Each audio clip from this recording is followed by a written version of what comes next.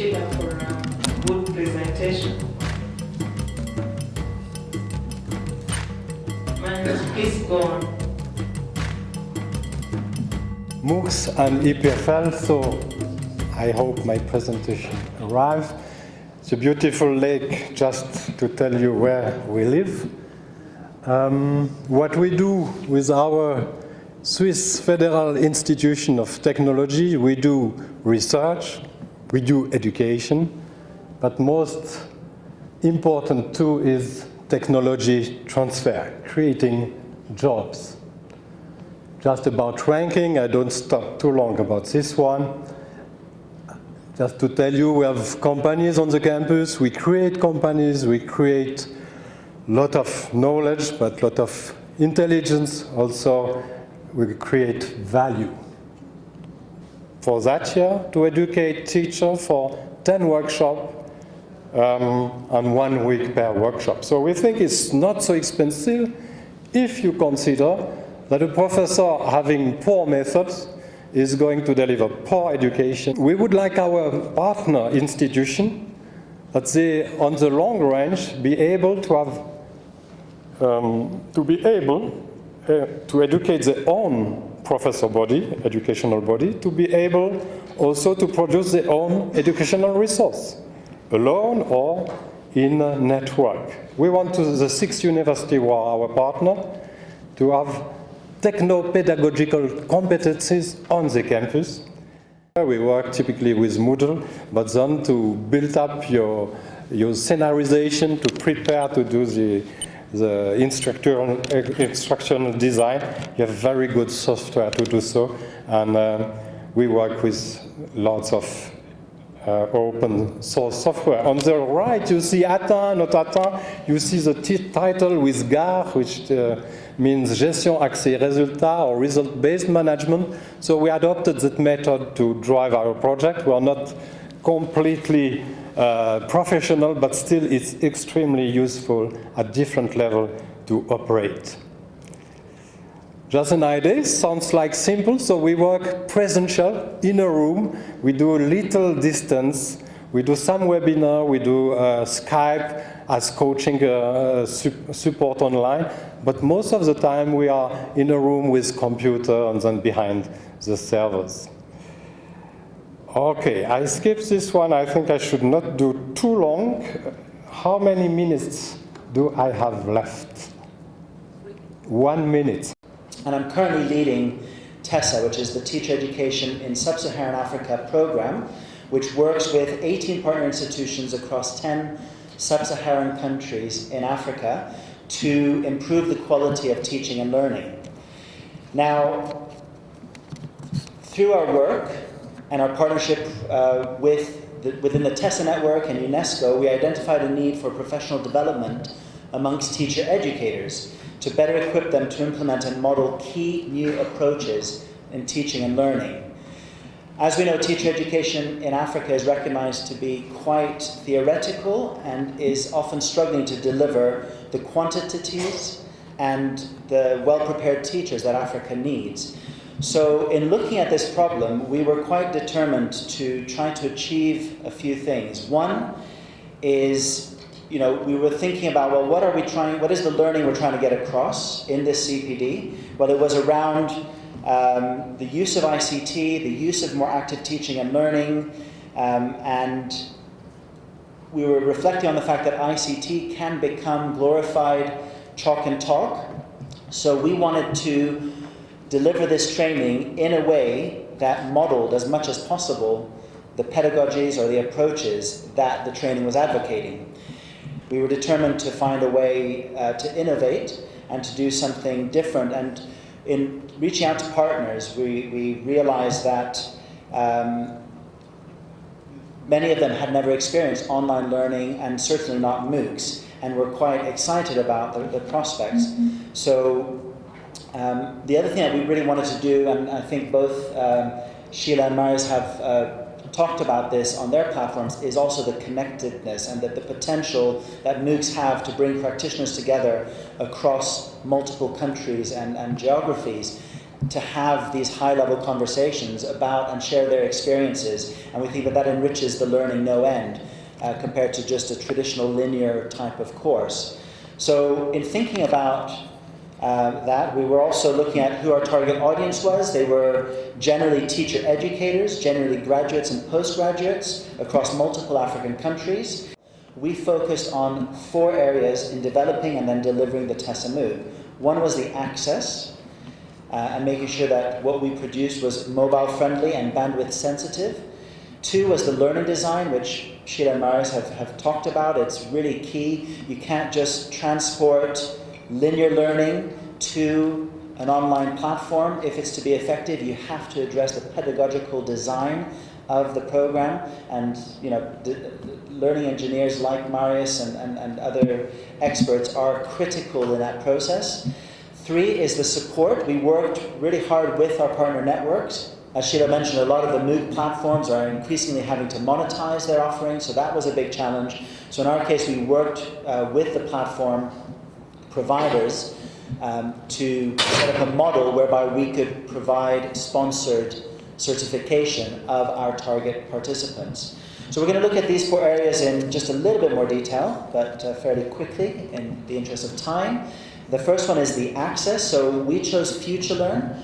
After doing an analysis of the various platforms, we found that it was a very mobile-friendly, social, and bandwidth-sensitive platform. In particular, the social element, and as I said, one of our goals was to engender that type of global conversation around the changes that are being sought in teacher education. And FutureLearn has a social element that's very similar to Facebook. So the response was a global learning event through a TESA MOOC. Now, as we've seen, MOOCs have been around for a while. Global participation and enrollment in MOOCs is impressive, and they have rapidly become a real common element. We have already developed MOOC in partnership with UNCTAD, with UNRGs, and so on. With a faculty, all of this MOOC has at least 8, 10, 11, and more faculty delivering the MOOCs, preparing the MOOCs. We have seen that in this way we create contents that sees the topics from different perspectives, so they can better train trainees, but they are also a training activities for the faculty, because they start discussing and they create a different knowledge, and a knowledge that sees the topics from different perspectives. And they start creating partnership, and they go on working together. All the materials with a table of contents linked to the video, and we have distributed it to different centers around the world. In this case, they can use all the contents of the MOOCs in an open format when they are offline. So the findings are this one. We aim at basing our MOOCs for different contexts on a learning approach that is based on action, is based on collaboration to support the creation of knowledge, of different knowledge that can tackle societal challenges. And meanwhile, we are addressing the problem of internet access, bandwidth, and so on. We're trying to find out different ways to reach our audience. And that's all. That's all.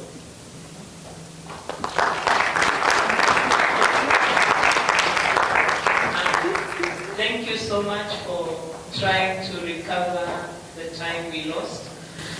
Just 2 reactions from the audience, please, in the interest of time. If there's any person wishes to raise an issue, please. Yes? Is there an exchange that basically says these are all the MOOCs and this is why I've used this with these purposes?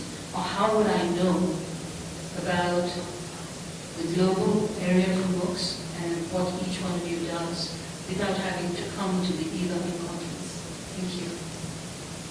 There is a central MOOC some NGO or somebody is managing, who collects all these MOOC things and but I'll come back to you. It's called MOOCs Central. Exactly. So the MOOC Central, and actually I recently met the guy who manages that. So with a small amount of money, he's been able to integrate, all of the MOOCs. But the simple way is just to there are only for development there are really 3 MOOC providers. Coursera, edX, and FutureLearn. Because Polimi is completely professional degrees and so on. So, but in terms of your question about MOOCs for development, so for example, all the world bank MOOCs are entirely for development. Doesn't mean anyone else cannot join. MOOCs are inclusive, so we can't cut it off. But as for definition and how to reach our MOOCs, for that reason we tried also to use different channels. We use our own platform that is Italian, that is so small and maybe you don't know for that. But also we have decided to upload our videos on YouTube just to reach the wider audience. And we are also partnering with Coursera and so on. A lot of the university, I think they are partnering with the big platform Sheila was saying, just to reach the wider audience. Then we have created our own platform in some kind just to test. Then we want to reach the wider audience. And so we are trying to find different channels also for that, not just. Any other comments? Well, maybe. Actually, it's called Class Central. Yes, you're right. I'm sorry. I'm so glad. But there is also a good list, and there is also an example that I speak. Yes. There is the SDGs initiatives that is collecting all the MOOC, you can search on internet, and they are collecting all the MOOC addressing the SDGs. So we are actually partnering with them. The SDG Academy is called. So we're partnering with them. It's not just going to be MOOCs, it's also going to facilitate the access on SDG topics. And then just in terms of micro degrees, that is increasingly the direction that a lot of universities are going. It is incorporating a series of MOOCs into a learning program that is accredited. And FutureLearn has a specific area for accredited and preparing programs that lead towards a degree.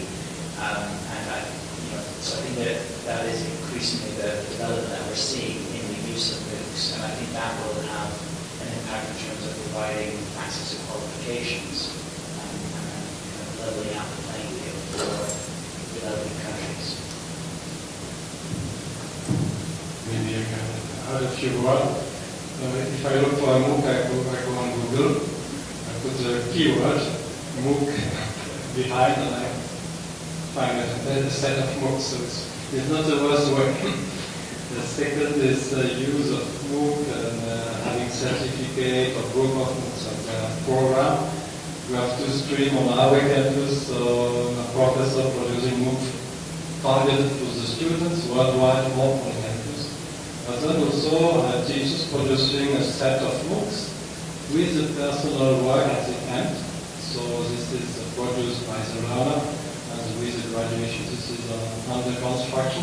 And then we have an extension school providing a set of MOOCs. This is in the field of software programming, development of software. And this is done this is for business alternative that exists also on our campus. Why don't we appreciate, do you have? Yeah, just a quick comment. I'm behind the camera right now, but originally I'm an instructional designer by profession. Instructional design and educational technology. And after your presentation, I'm really reassured that what I just heard, because I had to a little bit put a break on my work as an instructional designer when instructional design meant uploading PDFs and just text-based. And since I was a media producer by training, I found that a little bit really depressing somehow. So now we're talking about, adding multimedia, training the trainers, and I find it really promising for the field. And I think I see a huge potential in the future of the MOOCs after what I just heard. So right now I'm doing a documentary about e-learning in general, and that's the reason why I wanted to be here and listen to what is being said. And finally, I'm from Rwanda, and I grew up in Burundi. I worked throughout Africa with NGOs, international NGOs, such as Save the Children, and even I worked with a project with the World Bank. My first documentary was funded by the World Bank here, and it was about population growth and family planning. So, yeah, to conclude, I thank you very much for your enlightening presentation, and if you need any help, I'll be here to help.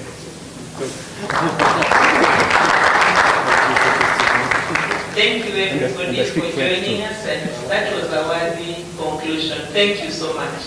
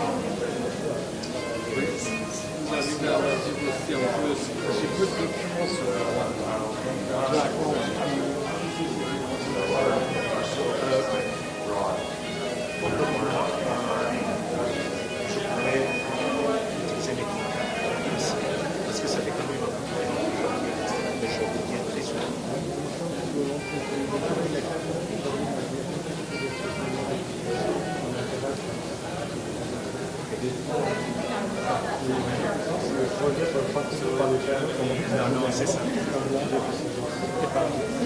En tout cas, on va continuer la conversation.